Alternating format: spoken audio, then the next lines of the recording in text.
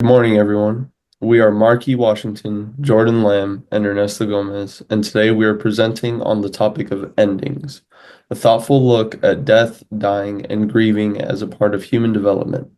This presentation explores how emotional, psychological, and social developments interacts with end-of-life process, drawing from key theories and real-world applications. Our mission is to provide comprehensive education on the death and dying process by fostering a deeper understanding of its emotional, psychological, and physiological dimensions. We strive to raise awareness of the dying and grieving process, normalize conversations around end of life, and offer guidance for individuals, families, and caregivers. With this purpose in mind, let's look at the psychological frameworks that help inform this approach, beginning with Erik Erikson's stages of psychological development. Erik Erikson, a developmental psychologist, outlined 8 psychosocial stages that occur throughout life. The final stage, integrity versus despair, occurs in a late adulthood and deals with reflecting on life's meaning. At this stage, individuals either gain a sense of peace and fulfillment or experience regret and hopelessness. This concept is crucial when working with older adults, especially as they approach the end of life. Now that we've seen how development shapes our reflection on life, let's explore how people cope with the emotional impact of death and dying through Elizabeth Kubler-Ross model. Elizabeth Kubler-Ross revolutionized how we understand grief through her 5 stages: denial, anger, bargaining, depression, and acceptance. These stages aren't always linear, but they provide a compassionate lens for understanding the emotional response to terminal illness, major loss, or life changes.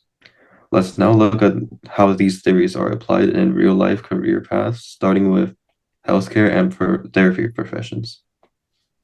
In healthcare, particularly for physical therapy assistance, supporting patients often means addressing both physical and emotional well-being.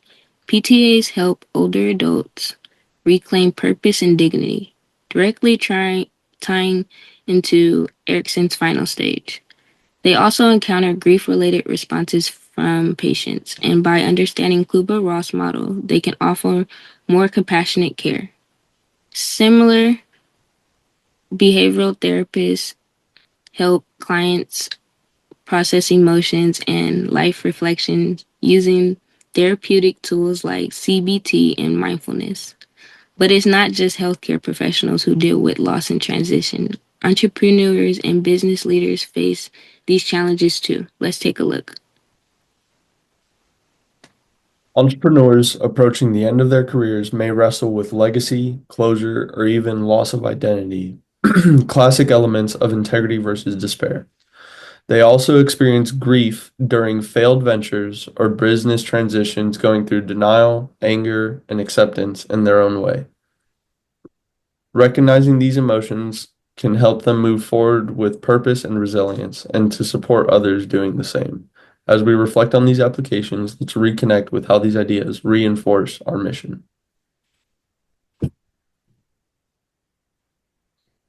These key theories tie directly into our missions. Emotional understanding supports open conversations about grief. Psychological insights equips caregivers to meet emotional needs. Access to support services empowers families facing terminal illnesses. And real-world applications improve empathy across professions. Now, let's take a closer look at how these insights not only influence our careers, but also impact our personal lives and future goals.